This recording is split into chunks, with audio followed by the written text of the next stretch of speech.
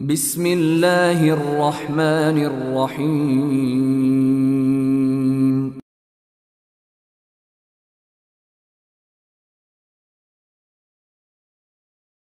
Assalamualaikum warahmatullahi wabarakatuh.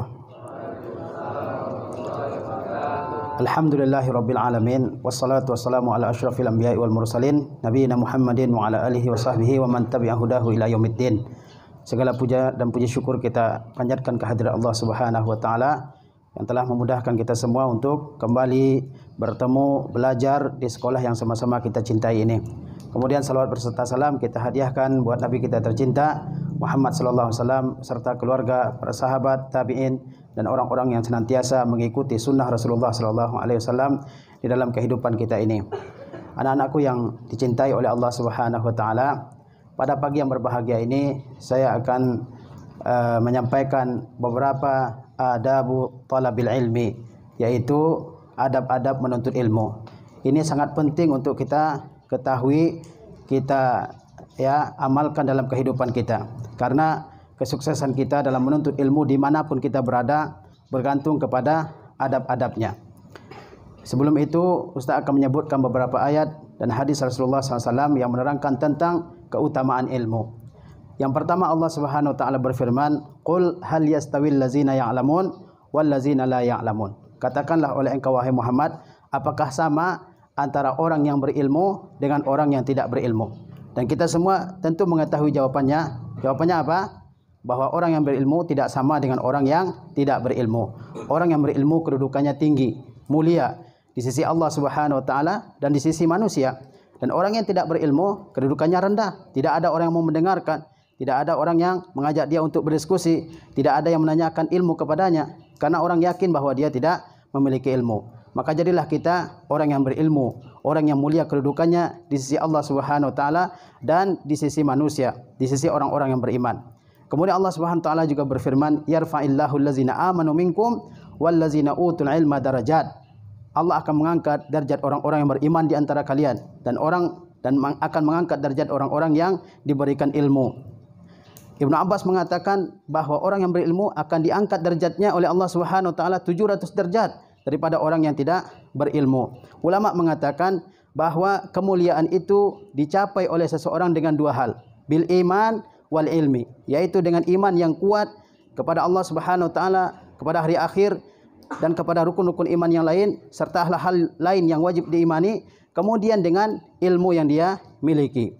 Kemudian bahwasanya orang yang takut kepada Allah Subhanahu wa taala, yang mau menghentikan segala larangan Allah Subhanahu wa taala adalah orang yang berilmu. Innama yakhsyallaha min ibadihil ulama. Sesungguhnya yang takut kepada Allah Subhanahu wa taala di antara hambanya adalah orang-orang yang berilmu. Rasulullah SAW memberikan suatu tanda kepada kita yang tatkala tanda itu ada pada diri kita, itu menunjukkan bahwa Allah ingin menjadikan kita sebagai seorang hamba yang baik, yaitu ada semangat dalam diri kita untuk menuntut ilmu agama. Rasulullah SAW bersabda, "Man yuridillahu bihi khairan yufaqihu fid din." Barang siapa yang Allah kehendaki menjadi orang baik, maka Allah buat dia mengerti ilmu agama ini. Ini beberapa keutamaan menuntut ilmu. Ya, semuanya adalah kemuliaan. Semuanya adalah sesuatu yang membanggakan kita semua di dunia dan di akhirat. Kemudian kita lihat beberapa adab dalam menuntut ilmu yang penting untuk kita ketahui semua. Dan kalau dia berbentuk perintah, maka hendaklah kita lakukan. Dan kalau dia berbentuk larangan, kita harus jauhi larangan tersebut. Yang pertama, adab menuntut ilmu itu adalah aklul halal, memakan yang halal. Seorang penuntut ilmu, dia harus berusaha untuk memakan yang halal saja dan menjauhi segala yang diharamkan. Yang diharamkan banyak. Dia mencuri, dia mengambil barang orang lain tanpa seizin yang memiliki barang tersebut, dia menipu, dia meminjam kemudian dia tidak mengganti uang yang dipinjamnya, dan berbagai macam bentuk perbuatan-perbuatan haram yang lainnya. Ini tidak boleh dilakukan oleh seorang penuntut ilmu. Dia harus berusaha untuk memakan yang halal saja, yang thayyib. Allah Subhanahu wa taala berfirman, "Ya ayyuhallazina amanu kulu min thayyibati ma razaqnakum." Wahai orang-orang yang beriman, makanlah oleh kalian dari yang baik-baik yang telah kami berikan sebagai rezeki kepada kalian. Kalau dia memakan yang haram, baik yang haram itu berupa zat yang dimakannya, benda yang dimakannya, ataupun haram cara memilikinya, cara mendapatkannya, maka dia akan terhalang dari ilmu ini. Karena ilmu ini adalah cahaya Allah Subhanahu wa taala, dan cahaya dari Allah Subhanahu wa taala ini tidak akan dimasukkan kecuali ke dalam hati orang-orang yang bertakwa, yang menjauhi segala yang diharamkan oleh Allah Subhanahu wa taala. Kemudian juga ya, di antara adab menuntut ilmu ini adalah al-iktisad fil akli wa syurbi, yaitu bersikap sederhana dalam hal makan dan dalam hal minum. Seorang penuntut ilmu tidak boleh ya menjadi orang yang rakus, semua dimakan, ya, semua diminum. Dia terus makan, ya, di asrama, di luar asrama, sebelum tidur, ya, bangun tidur, dia makan terus, dia minum sebanyak-banyaknya, dia makan sebanyak-banyaknya. Seorang penuntut ilmu itu harus mensederhanakan ya makanan dan minumnya. Jangan terlalu banyak makan, jangan terlalu banyak minum. Kenapa? Ya, karena ya makan dan minum itu akan menimbulkan berbagai efek yang negatif, berbagai efek yang buruk bagi kita sebagai penuntut ilmu. Boleh makan, boleh minum, tetapi sekedarnya saja. Ya, sebagaimana Allah Subhanahu wa taala berfirman, "Kulu washrabu wa la tusrifu. Innallaha la yuhibbul musrifin." Makanlah kalian, minumlah kalian, dan jangan berlebihan dalam hal makan, dalam hal minum, dan dalam segala hal. Sesungguhnya Allah tidak mencintai orang-orang yang berlebihan. Berlebihan dalam segala hal itu tidak dibolehkan. Ya, dikatakan dalam sebuah syair, fa inna da'a aktsaru ma tarahu yakunu minat ta'ami wasyarab. Sesungguhnya penyakit ya itu kebanyakannya ditimbulkan oleh makanan dan minuman. Ya, terlalu banyak makan, terlalu banyak minum, maka timbul berbagai macam penyakit. Oleh sebab itu kita sebagai penuntut ilmu wajib menghindari ya berlebihan dalam hal makan dan dalam hal minum, ya. Jajan terus tiap saat, ya, tiap jam keluar. Kemudian jajan berbagai macam makanan, berbagai macam minuman yang enak-enak, ya. Dia beli semuanya. Ya, memang uang dia, tetapi apa? Efek negatifnya akan dia rasakan dalam dirinya. Asy-Syafi'i mengatakan, "Saya tidak pernah kenyang sejak 16 tahun yang lalu." Kata Imam Asy-Syafi'i rahimahullahu taala. Kemudian saya pernah kenyang sejak 16 tahun. Saya tidak pernah kenyang sejak 16 tahun yang lalu kecuali sekali. Kemudian saya masukkan tangan saya, lalu saya muntahkan, ya. Li'anna asy-syabi' yuthaqqilul badan. Karena kenyang itu menyebabkan badan jadi malas, ya.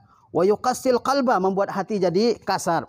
Wa yuzilul fitmah, dan bisa menghilangkan kecerdasan. Orang kalau banyak makan, banyak tidur, banyak buang air, bolak-balik ke kamar mandi, akhirnya apa? Ya banyak waktu-waktu yang terbuang, hatinya menjadi keras.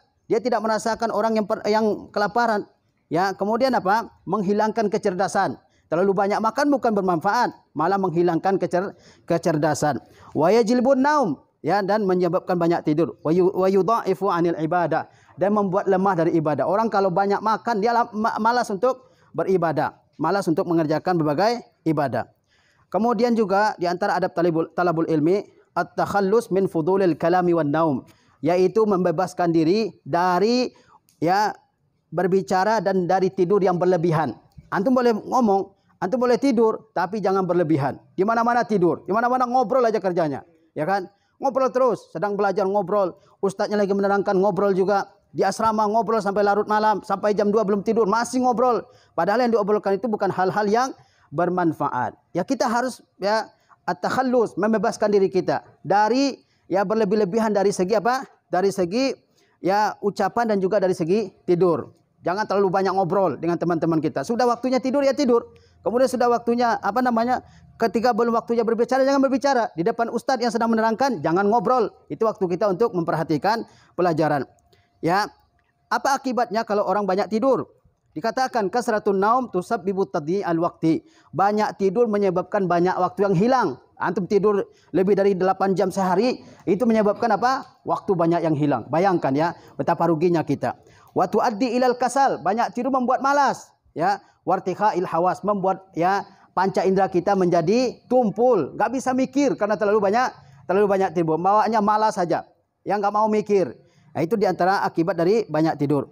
Wa kasratul kalam tusabbibut tasyattut fi zihni, ya. Dan banyak ngobrol itu membuat otak tidak fokus. Wa tusabbibul ajab, dan menyebabkan orang apa? Wa tusabbibul ujub, dan menyebabkan orang kalau dia sering banyak bicara, seolah-olah dia merasa pintar. Seolah-olah dia merasa bahwa dia yang pintar. Membuat dia ujub kepada dirinya sendiri. Kemudian menyebabkan orang banyak atau sering jatuh ke dalam dosa, ke dalam kesalahan. Jangan banyak ngobrol, ya. Apalagi ngobrolin hal-hal yang tidak ada manfaatnya. Ngobrolin apa? Ngobrolin hal-hal yang tidak berguna. Banyak contohnya. Padahal itu kadang-kadang yang dibicarakan itu yang sudah diceritakan berkali-kali. yang orang lain sudah tahu semua. Itu tidak boleh dilakukan oleh seorang penuntut ilmu. Ya, ngobrollah sekedarnya, al-iktisad. Ya, berbicaralah seperlunya saja. Dan juga tidur, jangan terlalu banyak tidur, jangan begadang juga sehingga menyebabkan banyak ya kerugian, banyak hal-hal yang terlantar gara-gara kita terlalu banyak tidur. Ya, kemudian apa? Seterusnya adalah kita sebagai penuntut ilmu wajib menghindari hal-hal yang menyelisihi agama kita. Wajib menghindari hal-hal yang dilarang oleh agama kita. Terutama yang berkaitan dengan penyakit-penyakit batin, penyakit-penyakit hati. Ini harus kita hindari. Ini harus kita jauhi. Contohnya apa? Contohnya adalah misalnya apa? Dengki kepada orang lain. Ya, dengki tahu al-hasad. Ya, ini tidak boleh bagi seorang penuntut ilmu. Dia lihat temannya mempunyai sedikit kelebihan dari dia. Dia ingin apa yang dimiliki oleh temannya berupa kelebihan itu hilang. Ya, dari temannya. Dia tidak mau bersikap objektif pada temannya. Temannya pintar, dia katakan tidak pintar. Ya. Kemudian juga diantaranya adalah dendam kepada orang lain. Ada rasa dendam kepada temannya. Sudah minta maaf temannya, tetap dia dia memiliki rasa dendam kepada temannya. Ini tidak boleh. Ya. Kemudian juga seperti curang. Ya, curang kepada temannya, curang dalam menjawab pertanyaan dalam ujian, curang kepada orang tuanya, berdusta termasuk. Ya. Orang tuanya menyangka bahwa dia di sini belajar, ternyata main-main saja. Ya. Kemudian juga curang dalam hal bermuamalah dengan temannya, misalnya minjam uang kemudian tidak dikembalikan. Saya minjam uang 2 hari, 2 pekan belum dibalas, ya, dan seterusnya. Nah, ini tidak boleh bagi seorang penuntut ilmu. Jadilah kita sebagai orang yang yang taat kepada perjanjian kita. Kemudian juga contohnya apa?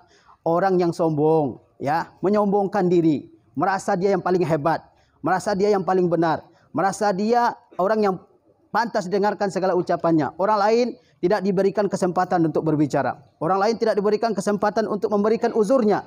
Dia merasa paling hebat, paling wah, paling paling pantas. Ini juga tidak dibolehkan dia. Kemudian juga seorang penuntut ilmu harus menjauhi ittiba'us syahwat, yaitu mengikuti syahwat hawa nafsunya. Ya, ngodain akhwat misalnya. Kemudian akhwat lewat dipelototin semuanya sampai hilang, ya. Ini tidak dibolehkan bagi seorang penuntut ilmu, termasuk mukhalafat, termasuk hal yang menyelisihi agama kita ini. Ini tidak dibolehkan. Ya. Ini tidak dibolehkan karena ini akan menyebabkan kita ya terganggu dari segi belajar, ya. Kemudian juga adalah ittikhazus suhbatis salihah, yaitu mencari teman-teman yang baik. Antum sebagai penuntut ilmu cari teman penuntut ilmu, jangan cari teman yang bukan pelajar. Antum penuntut ilmu agama cari teman yang merupakan penuntut ilmu agama. Jangan cari orang yang sekolahnya bukan di sekolah agama. Kenapa? Kalau antum cari teman yang bukan sama dengan antum, yang tidak sama dengan antum, dia akan apa? Dia akan memberikan pengaruh kepada kita. Dia akan menyebabkan kita ya malas dalam belajar ilmu agama ini. Dia akan memperdayai kita. Oh, belajar ilmu agama itu nggak ada gunanya, nggak ada masa depannya, ya kan? Belajar umum lebih bagus. Belajar umum itu masa depannya cerah. Tapi nyatanya banyak juga yang belajar umum nggak jadi siapa-siapa, ya. Karena rezeki itu tidak tergantung kita belajar apa. Tergantung kita kesungguhannya dalam belajar tersebut, ya. Jadi carilah teman yang baik. Ya, sebagaimana dikatakan as-sahibu sahib, teman itu yang akan menarik, ya. Jaruka. Orang yang dekat denganmu, dialah yang akan menarikmu. Maka cari teman yang baik, ya, orang yang bisa memberikan motivasi, semangat, dorongan untuk kita dalam belajar, bukan orang yang membuat kita lemah, bukan orang yang memberikan pengaruh negatif kepada kita, bukan orang yang memberikan ekses yang tidak baik bagi kita semua, ya. Kemudian juga bagi seorang penuntut ilmu hendaklah dia mengikhlaskan niatnya dalam menuntut ilmu ini. Kenapa dia belajar?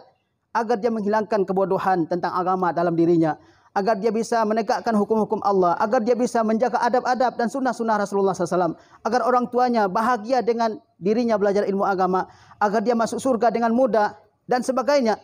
Tidak boleh seorang menuntut ilmu agama ini supaya dikatakan, wah dia seorang yang soleh, dia orang yang hebat, dia orang yang bertakwa kepada Allah Subhanahu Wa Taala, dan seterusnya. Ya, Rasulullah SAW bersabda, man ta'allama ilman mimma yubtagha bihi wajhullah liyusiba aradan minad dunya lam yajid rihal jannah. Barang siapa yang menuntut ilmu, kemudian yang ilmu tersebut sebenarnya dicari adalah untuk ya mencari keridhaan Allah Subhanahu Wa Taala. Tetapi dia mencari ya ilmu agama ini, dia menuntut ilmu agama ini supaya mendapatkan sedikit dari keuntungan atau kekayaan di dunia ini. Apa yang dia dapatkan di akhirat? Lam yajid rihal jannah. dia tidak akan menemui bau surga, dia tidak akan mendapatkan bau surga. Artinya dia tidak akan masuk surga. Orang yang mencari ilmu bukan karena Allah Subhanahu wa taala, karena dipaksa. Kalau antum sudah datang ke sekolah ini, berusahalah menjadi seorang santri yang ikhlas dalam menuntut ilmu. Ilmu ini adalah suatu kemuliaan, suatu hal yang sangat baik dalam pandangan Allah Subhanahu wa taala dan pandangan agama kita. Jangan menyesal menjadi seorang penuntut ilmu ini. Banyak sekali faedah-faedah yang antum dapatkan. Antum terhindar dari pergaulan yang buruk, itu sudah suatu hal yang sangat luar biasa. Ya, maka ikhlaskanlah niat kita di dalam menuntut ilmu ini. Jangan menjadi orang yang terpaksa melakukannya. Kalau terpaksa, ogah-ogahan, tidak mau belajar lagi.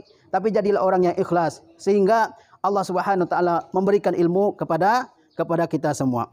Jangan ngobrol. Kemudian juga dalam menuntut ilmu, hendaklah kita memfokuskan hati kita. Jangan mikirin yang lain, apalagi mikirkan yang akhwat, ya. Dalam hatinya bukan pelajaran, dalam otaknya bukan pelajaran, terbayang-bayang wajahnya terus, ya. Ini bahaya ini kalau seperti ini. Ya. Atau mikirkan rumahnya, terlalu kangen dengan rumahnya, padahal rumahnya dekat. Ya, terlalu kangen. 2 hari, 3 hari di sini rasanya sudah 1 tahun misalnya. Sehari bagaikan setahun. Nah, atau dia fokus kepada handphonenya misalnya. Ini akan menyebabkan seseorang gagal dalam menuntut ilmu. Dikatakan dalam Mukhtasar Minhajul Qasidin, apa katanya? Wayam bagilahu qatlul alaiqis syagilati. Dan seorang penuntut ilmu itu harus memutuskan segala yang menyebabkan dia sibuk dengannya dalam menuntut ilmu. Fa innal fikrata mata tawazza'at qasurat. Karena kalau fikiran itu sudah bercabang-cabang, dia nggak bisa memikirkan ilmu lagi. Fokus ke ilmu saja. Antum masih muda, nggak banyak tanggung jawab, nggak banyak tugas yang dikerjakan. Maka apa? Fokus kepada ilmu saja. Uang dari orang tua, ya, orang zaman dulu mereka bekerja kemudian mencari ilmu. Kalau kita tidak, semuanya sudah disediakan, pakaian sudah disediakan, ya, uang sudah disediakan, buku sudah disediakan oleh orang tua, maka tugas kalian itu adalah fokus belajar. Tapi kalau zaman dulu ulama itu melakukan rihlah, melakukan perjalanan yang panjang, kehabisan bekal dalam perjalanan, mereka bekerja dulu. Seperti Imam Ahmad bin Hanbal, ya, imamnya Ahli Sunnah wal Jamaah. Beliau berjalan, ya, sebulan untuk menuntut ilmu, mencari ilmu. Kemudian apa? Habis bekalnya, beliau bekerja di pasar dulu, menyiapkan bekal. Itu zaman dulu. Kalau kita sekarang ini semua sudah disiapkan, ya. Semua sudah disediakan oleh orang tua kalian. Maka fokus dalam menuntut ilmu. Jangan bercabang-cabang pikirannya. Apalagi memikirkan hal yang belum pantas dipikirkan. Seperti memikirkan apa tadi? Memikirkan akhwat, ya. Kemudian apa? Asy-Syafi'i berkata, la yatlubu ahadun hazal ilmi bil mulki. Orang tidak bisa menuntut ilmu ini kalau dia menyombongkan dirinya. Wa izin nafsi, punya apa? Punya kesombongan dalam dirinya.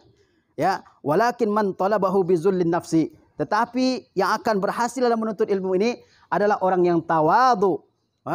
Kemudian juga orang yang merasakan kesusahan dalam menuntut ilmu ini. Biasa itu antum kekurangan harta, kekurangan biaya dalam menuntut ilmu, itu hal yang biasa, ya, dan itu sunnahnya. Ya. Kalau kemudian harus semuanya tersedia dan mewah, itu kemungkinan merupakan satu sebab orang gagal dalam menuntut ilmu, ya. Diantar dengan mobil mewah, dijemput dengan mobil mewah, tapi jadi malas. Makanannya mewah, bajunya yang mewah, sepatunya yang mewah, fasilitas di sekolahnya mewah. Itu biasanya menyebabkan orang itu gagal dalam menuntut ilmu. Alhamdulillah kita ada fasilitas untuk belajar di sini. Tergantung kita semua apakah kita mau berjuang dalam menuntut ilmu ini atau tidak. Kalau fasilitas belajar ini terlalu mewah, maka kita semua akan malas dalam belajar. Ya, yang dipentingkan adalah fasilitas. Ya. Kemudian apa? Dalam menuntut ilmu ini hendaklah kita semua memuliakan guru kita. Ini sangat penting, ya. Orang tidak akan mendapatkan ilmu yang berkah kalau dia tidak memuliakan gurunya. Ya. Kalau dia tidak memuliakan gurunya, dia wajib untuk memuliakan gurunya. Jangan sampai dia menghinakan gurunya, merendahkan gurunya, mendebat gurunya, ya. Padahal dia tidak tahu apa-apa, bacaannya baru sedikit, tapi gurunya didebat habis-habisan, ya. Nah, ini juga tidak dibolehkan. Ini tidak dibolehkan. Apa bentuk memuliakan guru? Contohnya kata ulama, kalau guru kita datang mau mengajar kita, bukakan pintu, bukan ditutup pintu. Guru mau datang, pintu dikunci dari dalam, ketuk-ketuk dulu seperti dia. Ini kan seolah-olah guru yang perlu kepada apa? Mengajar, padahal mereka yang perlu ilmu, ya. Kemudian apa? Ketika guru, ya, memberikan pertanyaan, jangan buru-buru menjawab. sebelum guru memerintahkan untuk menjawab. Jangan banyak bertanya, hal-hal yang sudah diketahui ditanya juga, ya. Hal-hal yang semua orang sudah diketahui ditanya juga. Kemudian hendaklah ketika bertemu dengan guru mengucapkan salam. Jangan guru yang mengucapkan salam kepada kita, hendaknya sudah Ustaz sampaikan dalam apel tausiah pekan lalu, bahwa di antara sunnah memberikan salam, yang umurnya lebih kecil disunahkan untuk memberikan salam kepada yang lebih besar, ya. Kemudian juga, ya, di antaranya adalah jangan memotong pembicaraan guru. Guru belum selesai berbicara, dia sudah dipotong, disanggah, disela ucapannya. Ini tidak adab, tidak sesuai dengan adab dalam menuntut ilmu, ya. Hendaklah kita memuliakan guru kita.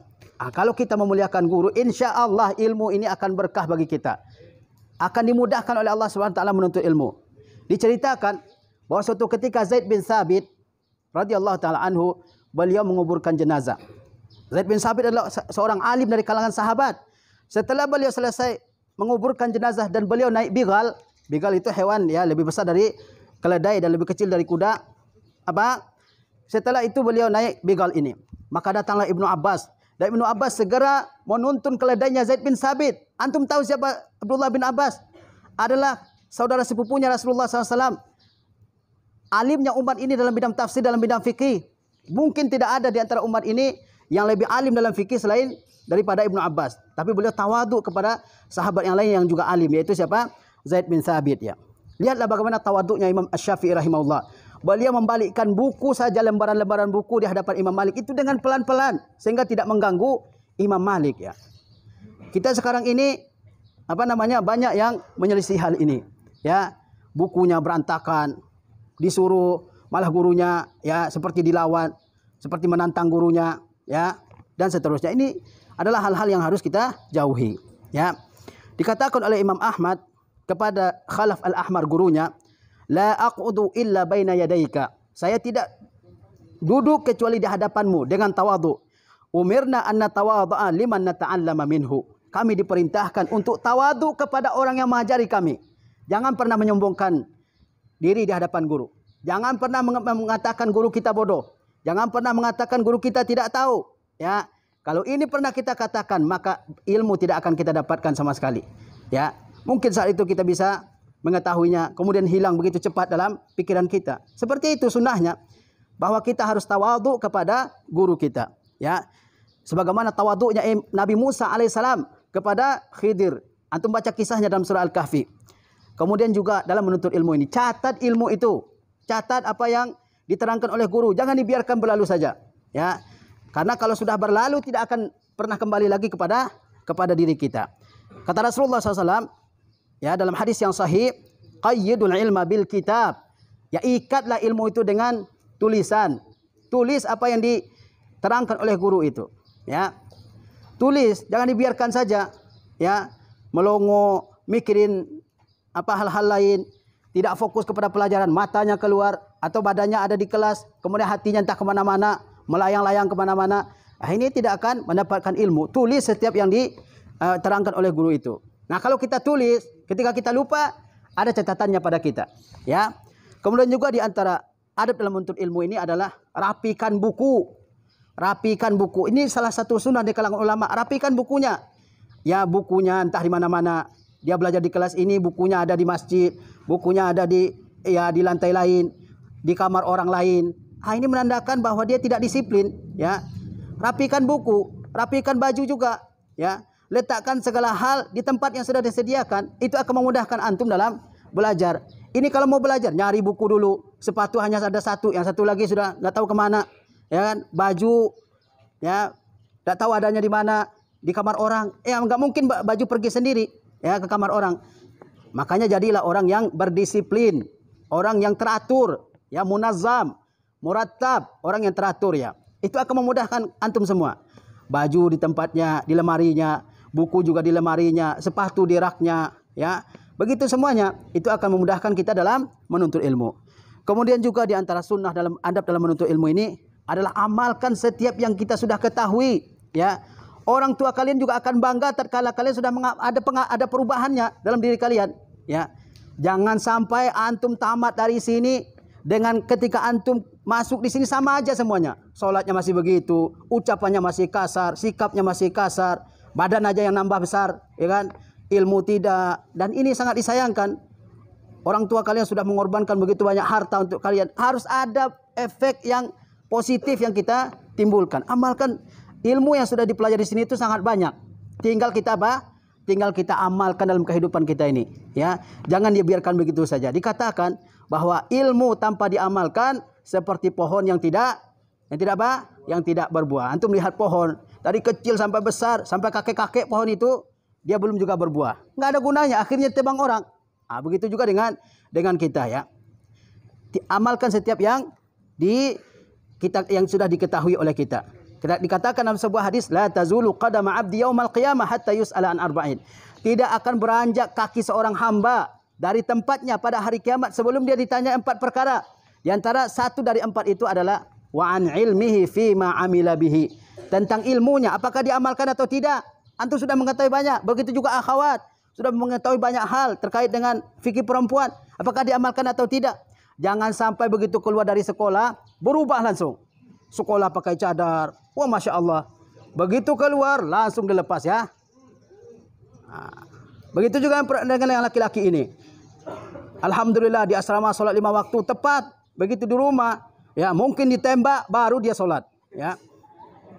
Ya, mungkin disiram dulu dengan air 1 ember baru dia bangun dari tempat tidurnya. Ini nggak ada pengaruhnya belajar di sekolah. Jangan sampai sekolah yang disalahkan.